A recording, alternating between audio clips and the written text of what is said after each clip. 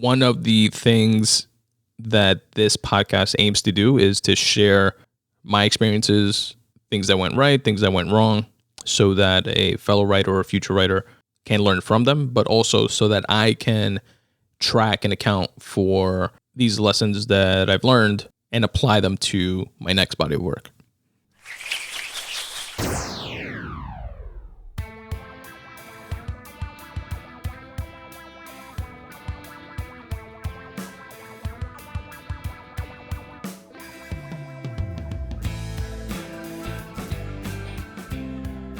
What's going on, folks? Welcome to the Spun Today Podcast, the only podcast that is anchored in writing, but unlimited in scope.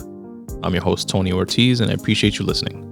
This is episode 230 of the Spun Today Podcast, and it is a free writing session episode. Shout out to my fellow writers and creatives out there. In this episode, I'll be sharing my February 2023 writing stats, an update to my soon-to-be published, knock on wood, short story anthology. I share a writing tip that resonated with me, and I hope that you all can draw something from it as well. I tell you a little bit about what I've been reading, and lastly, share an older free writing piece of my own. Stick around for all that good stuff, but first I want to tell you all about a way that you can help support the Spun Today Podcast if you so choose. Supporting this podcast means a ton. I appreciate each and every one of you that have or will take the time to express and show your support in the myriad of ways that you're able to do so. And this is just one of those ways. Please stick around through that. It'll be greatly appreciated. And then we will jump right into the episode. If you're a fellow creative, a cool way that you can help support the Spun Today Podcast and actually be part of the podcast is by filling out my 5-question questionnaire located at spuntoday.com/questionnaire. Here you'll find 5 open questions related to your craft, your art, what inspires you to create, what type of unrelated hobbies you're into, and what motivates you to get your work done. You can choose to remain anonymous or plug your website and your work. And once you submit your questionnaire, I read your responses on a future episode of the Spun Today Podcast. It's completely free at no cost to you. And what I like to say about it is that if your responses could potentially spark inspiration in someone else, why not share that? spuntoday.com/questionnaire. My writing stats for February 2023 break down to a whopping 28.6%. I only wrote 8 out of the 28 days of the month. And spoiler alert, March is not looking too much better thus far unless I finish off the month strong. We'll keep you posted on that during the next free writing session episode. Now switching gears to what I've been working on.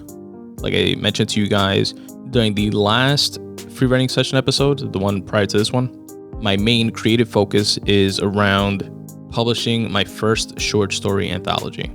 I told you guys a bit about each story that's going to be in there. It's going to be 8 stories and broke those down a bit, as well as the fact that this is my first work that is being professionally edited. My prior books I self-edited by leveraging editing tools that I picked up on through books and blog posts and podcasts, whether it be interviews with the actual editors and taking a deep dive into their processes, seeing what I could glean there, or by listening to a podcast like the Story Grid podcast with Sean Coyne, etc. But this is definitely the first one that my first work that is going to be completely professionally edited, which has been by design for my own creative process. My first book, I wanted to do everything 100% from A to Z myself. It's kind of like the control freak aspect that I know other writers share. Then my second book, I wanted to explore or inject into that process rather, getting a professional cover design, which I did for my second book. And then everything else in terms of writing and editing, formatting, publishing, marketing was all me. And then in this third iteration of my third published work, I'm going to again carry forward that professional cover design and implement this professional editing piece as well. And I know I've said this in the past, but that comes from a combination of most all, if not all, writers that I look up to and respect and are professional writers within their craft go through many levels of professional editing. And I saw that as the eventual goal, but had to reconcile that with the inherent nature of wanting to control the process in its entirety from beginning to end. Because from an objective perspective, that's the main way that I would learn why it's important, why it's necessary, also what exactly it is. Because we have kind of like or at least I did at first, but have like an uneducated perspective of what the editing process is. It's kind of like I give you my work and then you just change all the words around. So technically it's kind of like you wrote it, but that's 100% not what the editing process is. And again, you don't know that unless you actually go through it. And I wanted to have the personal frame of reference, not just everyone saying, this is the route that you should take, but the personal frame of reference of this was my experience pre and post editing. This is my body of work prior to editing. This is my body of work post editing. And so I can have that ability to differentiate between the two myself with firsthand experience. That was definitely important to me. So I'm in the middle of that process. And one of the first lessons that I've learned with editing is that you have to factor in the timeline of doing, or the time it takes rather, of doing the actual editing. So I initially had, again, this uneducated perspective of editing. And my goal was to publish this book in Q1 of 2023. And that first quarter ends March 31st. So I'm definitely not making that deadline. Lesson learned there. But again, one of the things that this podcast aims to do is to share my experiences, things that went right, things that went wrong, so that a fellow writer or a future writer can learn from them, but also so that I can track and account for these lessons that I've learned and apply them to my next body of work. So when I'm writing the next book, I can look back to this piece of the process and say, okay, I initially assumed that this was going to be send the manuscript to the editor. They'll read through it, do all the spell checking and grammar corrections, etc., send it back to me within a day or two, and then I'll be ready to publish. But that's definitely not what the process is. So you have to account for that, how long it takes, which again, I'm still in the process of. So I'll give you guys, once I fully complete the process, full breakdown of how long everything actually took. But what I can tell you to date is like what I've done thus far. So first, there's a selection process. So I started off with Joanna Penn's recommended list of editors. She has dozens on there. I started off there, and I also looked up some editors independently.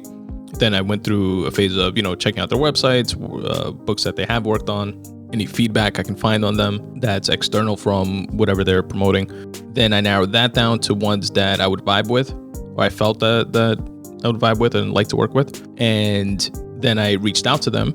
And this is where from a timeline perspective, this was like my first, which seems obvious now, but my first light bulb moment is that some of them are not available. Some of them are already pre-booked for like months worth of manuscripts.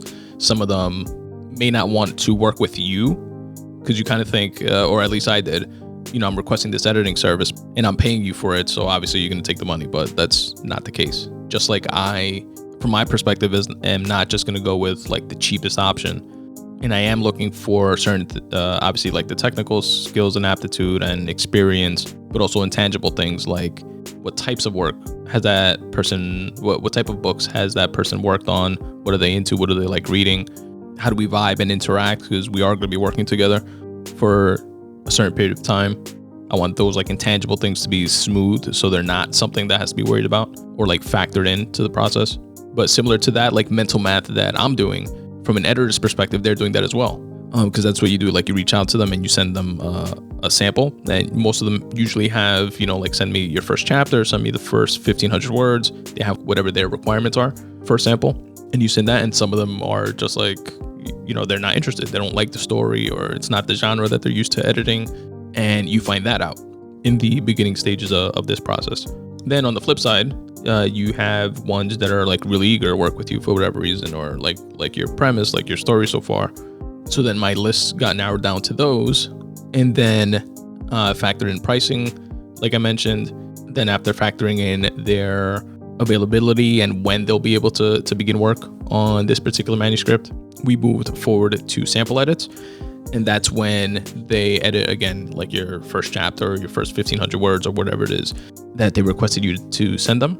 They send you a sample of what you can expect if you choose to move forward with working with them. And then this is like the main input for me in making my determination, because this is where you see, do they get my story? Are we on like the same wavelength here creatively? What ideas do they have?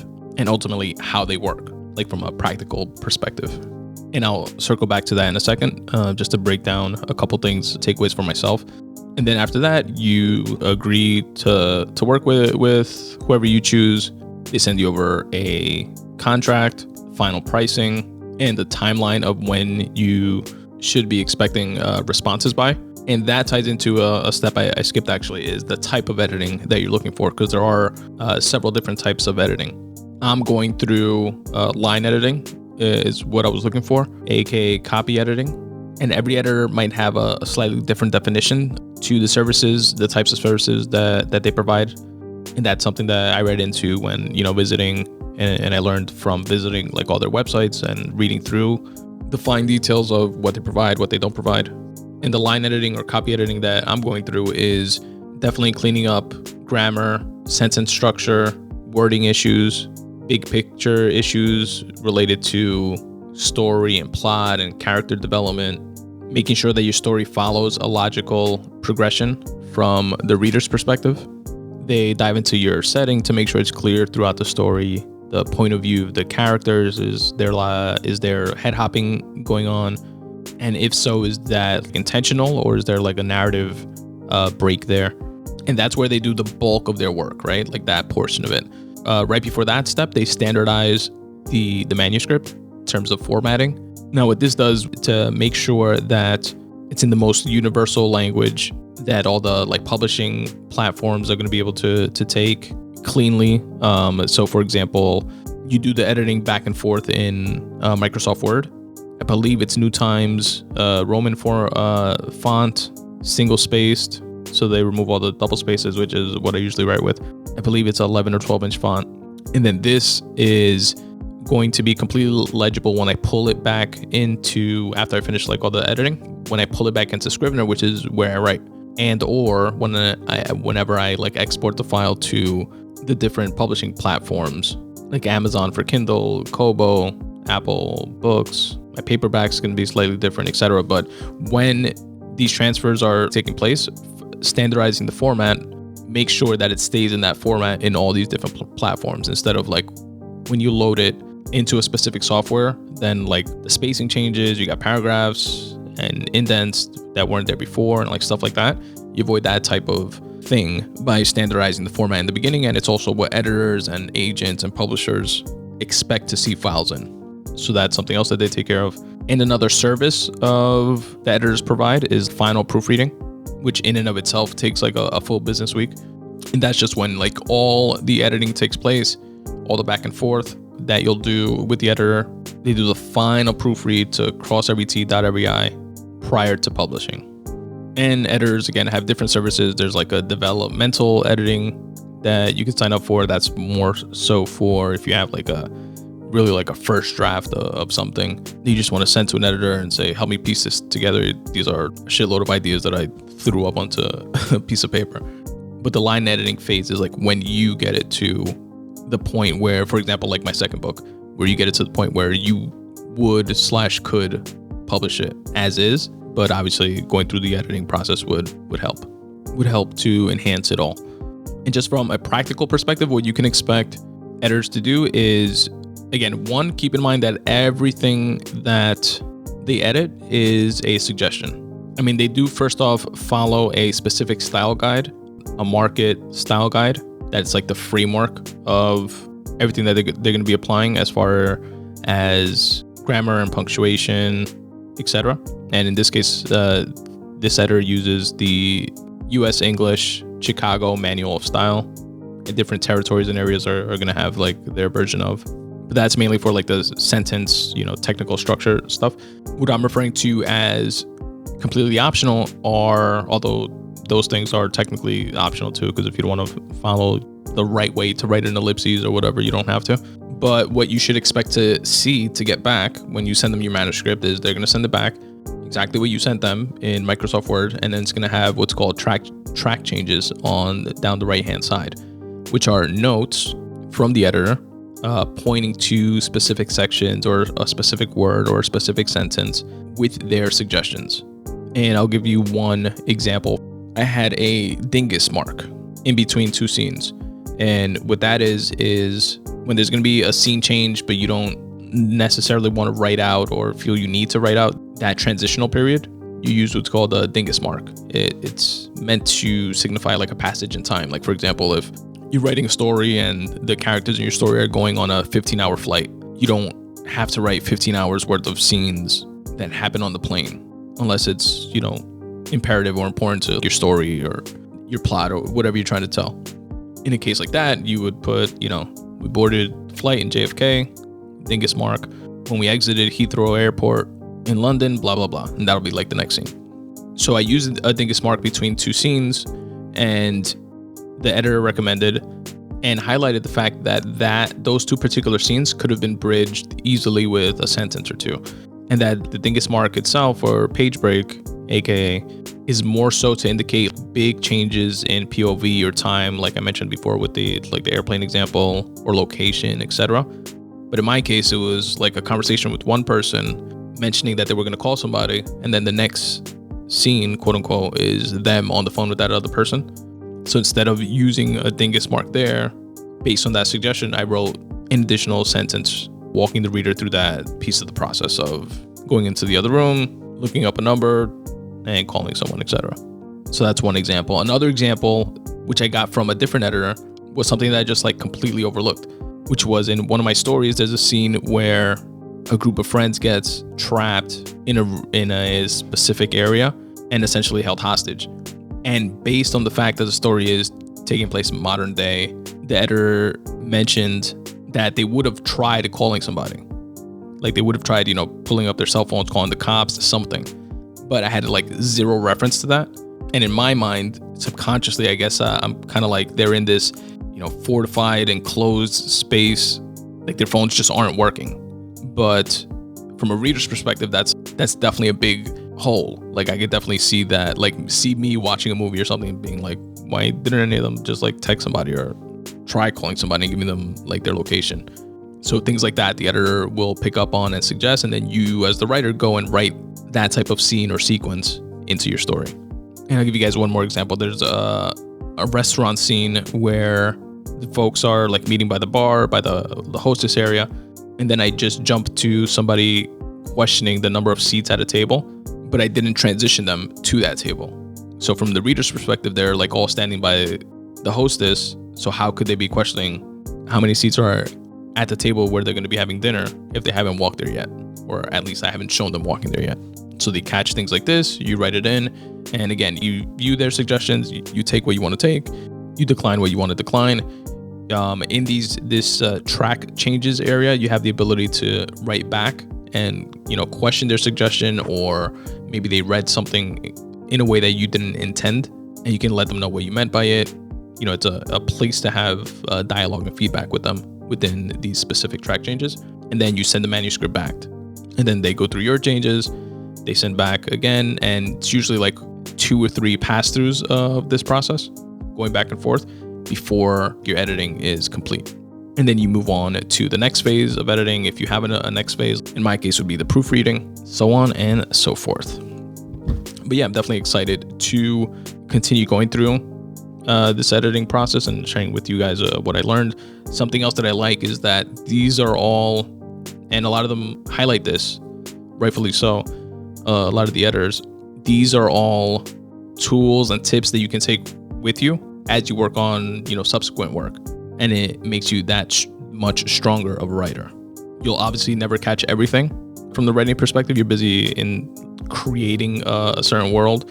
You're looking at it through a different lens than an editor, but it definitely strengthens your manuscript before getting to the editing phase, eliminates the need for developmental editing, which lowers your cost. And the more you can lower that, the better it is for you, right?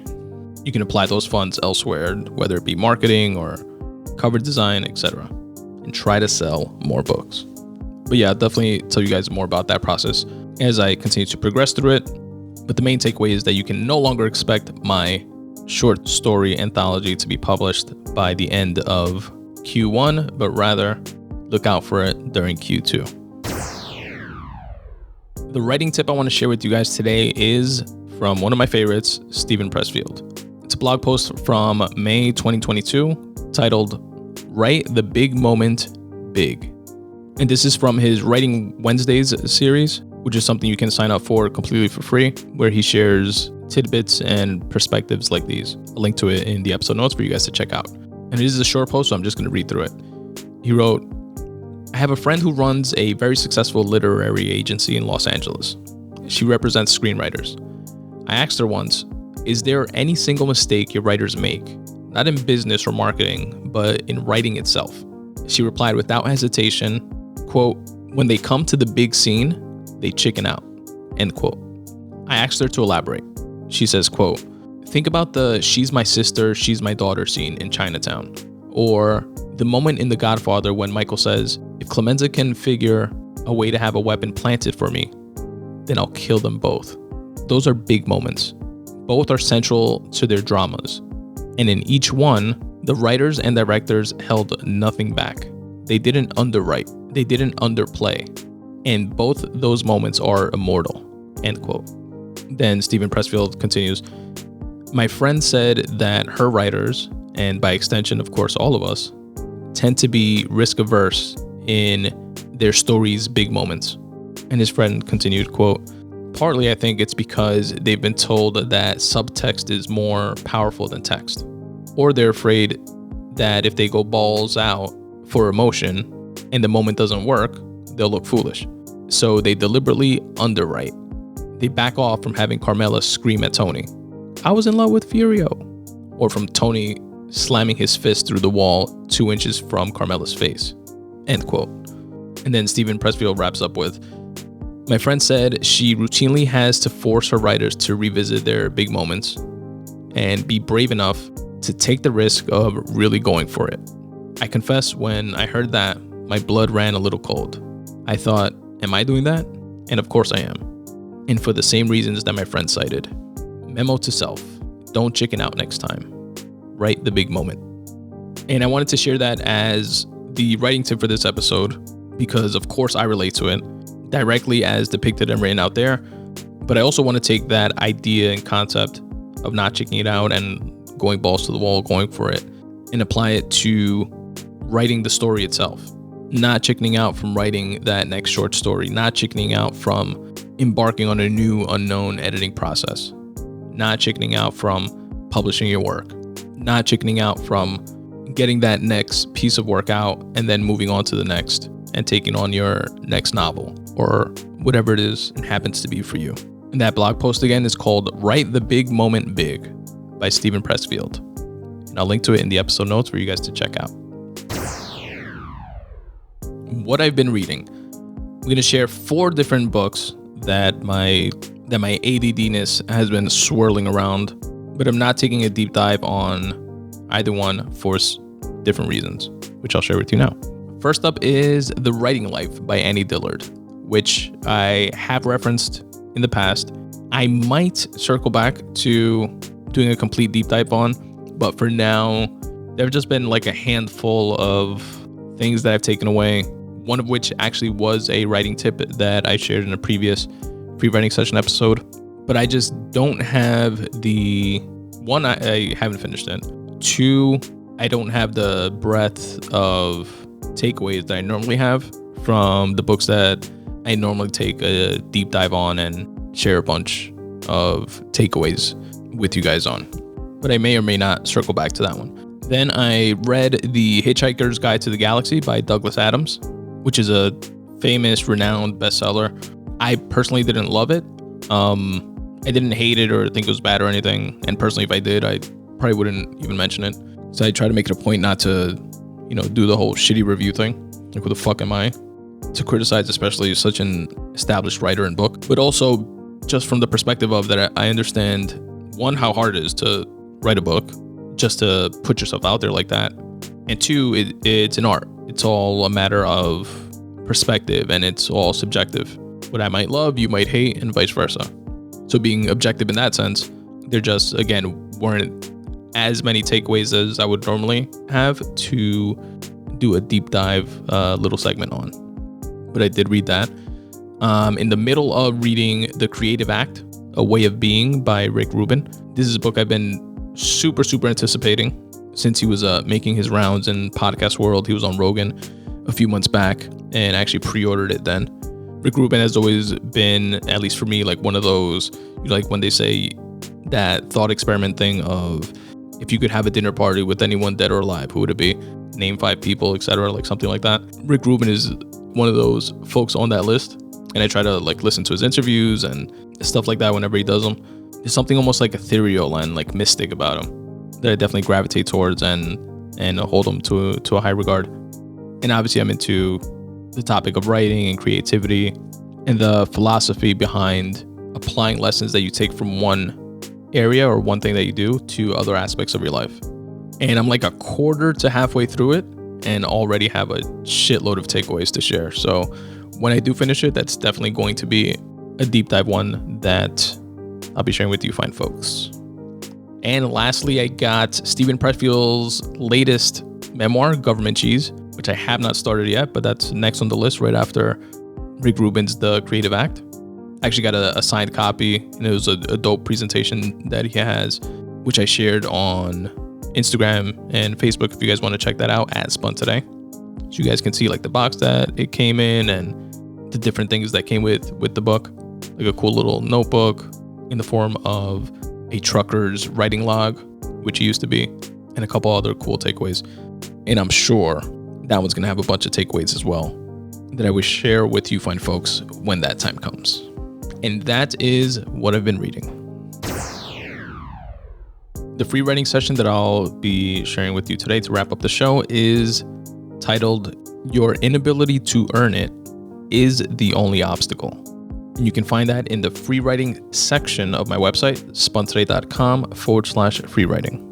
I posted it to the actual site on December 11th, 2018, but I wrote the actual piece on Thursday, July 9th, 2015. And here's what I said then. Let's see if it holds up in any way, shape, or form, which I doubt. The expectation of excellence is dangerous.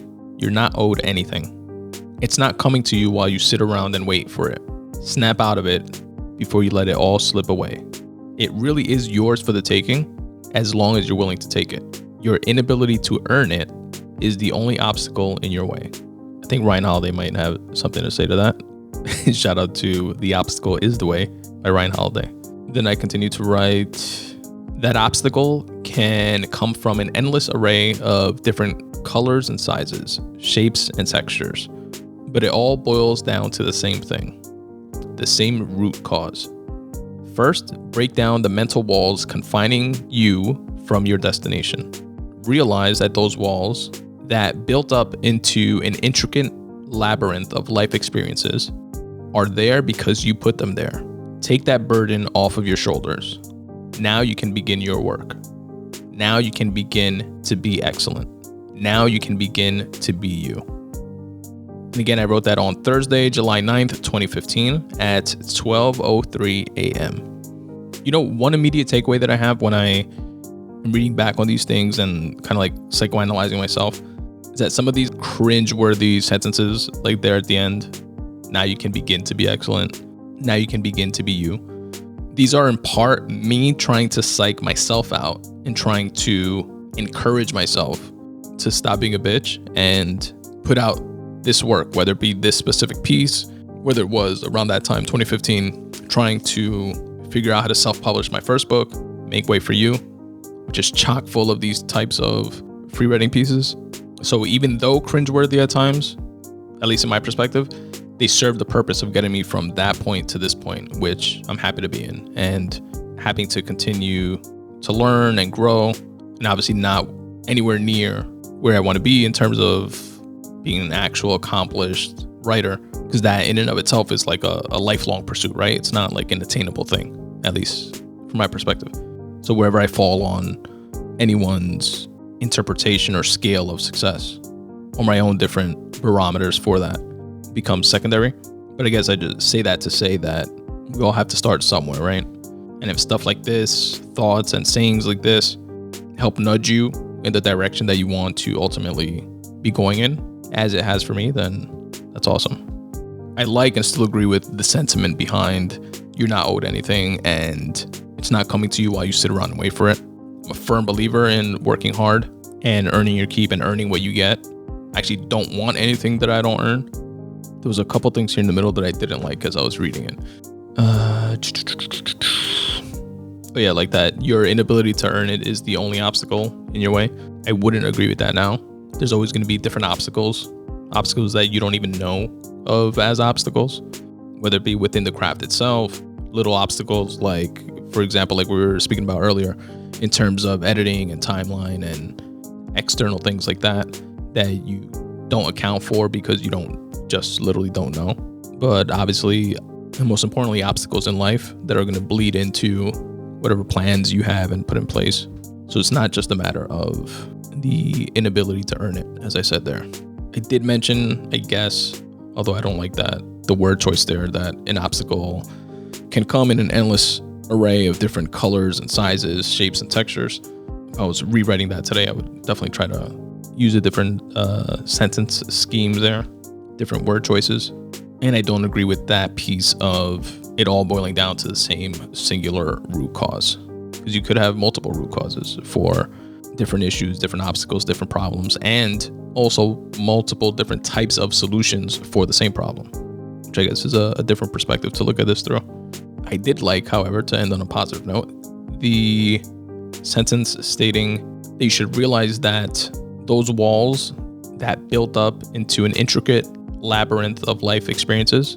I would have rephrased that a little bit, but I like the wordplay there. I would have written today that the intricate labyrinth of life experiences make up those walls that you built up. But I like highlighting the fact that they're there because you put them there. Kind of gives you that sense of responsibility and agency in what it is that you do. But yeah, those are my takeaways from this free writing piece, which again is titled Your Inability to Earn It is the Only Obstacle. You can find it at spuntoday.com/free writing. Again, posted on December 11th, 2018. And I will link to it in the episode notes for you guys to check out. And that, folks, is episode 230 of the Spun Today Podcast. Thank you very much for taking the time to listen to this episode. It is much appreciated. I want to leave you all with a few different ways you can help support the Spun Today Podcast if you so choose. Your support means everything. It is very much so appreciated. Please stick around for all that good stuff, and I will check you all out in the next episode. Peace. What's up, folks? Tony here. I hope you're enjoying this podcast as much as I enjoy producing it for you. Here are a few quick ways you can help support this show. You can support the Spun Today podcast by going to spuntoday.com/support. There, you'll find my merch section, where you can cop the iconic Podcasts vs. Anybody t-shirt in a wide variety of different colors and all different sizes. Also, if you're into cycling, you can cop the super soft, comfortable, minimalist design Spun Today Bike Club t-shirt. Also available in a bunch of different colors in all different sizes. There are a few other designs of different types of t-shirts. Definitely go there and check it out. spuntoday.com/support. It's the merch section, where you can also get a dope coffee mug. I have coffee mugs with the brand new redesigned Spun Today logo on one side and the tagline that I end every show with on the other, which is start taking steps in the general direction of your dreams. The mug is available in both black and white, because we don't discriminate here at the Spun Today Podcast. Again, go to spuntoday.com/support and check out the merch section. You can support the Spun Today Podcast by checking out my writing. You can go to spuntoday.com/free writing and check out some of my free association writing, which is intended to be some cathartic free writing, but oftentimes doubles down as motivation for myself and others. At spuntoday.com/short stories, you can read a bunch of the different short stories that I've written and actually listen to the audiobook versions of those short stories there as well. Another way you can help support my writing is by going to spuntoday.com/books and checking out what I have in store for sale. Digital copies are available in all formats. whether it be Kindle, iBooks, or a different type of e-reader. You can also purchase paperback copies, if that's your preferred reading method. Currently available, I have my nonfiction, Make Way for You, which is a collection of freely written thoughts that were curated and put together as tips for getting out of your own way. Also available is my debut time travel novel, titled FRACTAL. Again, go to spuntoday.com/books to show your support. Support the Spun Today podcast by following me on social, at Spun Today on Twitter, at Spun Today on Instagram. Please also check out and like my Facebook page, facebook.com/Spun Today, and subscribe to my YouTube page as well. On my YouTube page, not only will you get these full-length episodes, but you'll also get to check out some chopped up clips and bonus content. To get to my YouTube page, just search Spun Today on YouTube or click on any of the YouTube icons on the footer of my website. Also, don't forget to rate and review this podcast wherever it is that you're listening. It really does help. The Spun Today newsletter is available to each and every one of my listeners absolutely for free. All you have to do is go to spuntoday.com/subscribe and drop in your email address. What I'm going to do is brighten up everybody's least favorite day of the week by delivering 5 curated things within my weekly newsletter every Monday at noon. You're going to receive a photo of the week, a recommended podcast of the week. I listen to tons of podcasts from an array of varied interests. I cherry pick the very best ones so that you can check them out. I also share a video of the week, which can be anything from a tasty recipe to a dope rap battle to an enlightening TED Talk. I also share a quote of the week. And finally, for my fellow wordsmiths out there, a word of the week so that you can step up your vocab. Again, this curated list is yours absolutely free by going to spuntoday.com/subscribe and dropping in your email address, and you can unsubscribe at any time. Again, go to spuntoday.com/subscribe, drop in your email address, and you'll get the very next one. If you want to help support the Spun Today podcast financially, you can do so by going to spuntoday.com/support. Here you'll find a few different ways that you can do so. You can shop on Amazon, but first go to my website, spuntoday.com/support, click on the Amazon banner, which will take you to Amazon's website where you do your shopping like you normally do. It will not cost you anything extra, but I will get credit for driving traffic to their website. Another cool way that you can help support this show is through Patreon, where you can set up reoccurring donations to my podcast, whether it be $1 per show, $2 per show, etc. And depending on how much you choose to pledge, you will receive some Patreon perks in return. Things like free writing pieces, free bookmarks, free digital copies of my books, etc. Again, my Patreon link can be found at spuntoday.com/support. You can also set up similar reoccurring payments via my Ko-fi page. And if you want to send a one-time happiness bomb donation, if you will, you can do so via my PayPal link. Again, all of which can be found at spuntoday.com/support. If you're a fellow creative, a cool way that you can help support the Spun Today podcast and actually be part of the podcast is by filling out my 5-question questionnaire located at spuntoday.com/questionnaire. Here you'll find 5 open questions related to your craft, your art, what inspires you to create, what type of unrelated hobbies you're into, and what motivates you to get your work done. You can choose to remain anonymous or plug your website and your work. And once you submit your questionnaire, I read your responses on a future episode of the Spun Today podcast. It's completely free at no cost to you. And what I like to say about it is that if your responses could potentially spark inspiration in someone else, why not share that? spuntoday.com/questionnaire. And as always, folks, substitute the mysticism with hard work and start taking steps in the general direction of your dreams. Thanks for listening.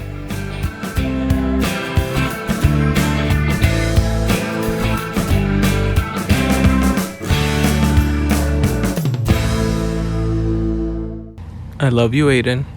I love you, Daddy. I love you, Grayson. I love you, Daddy.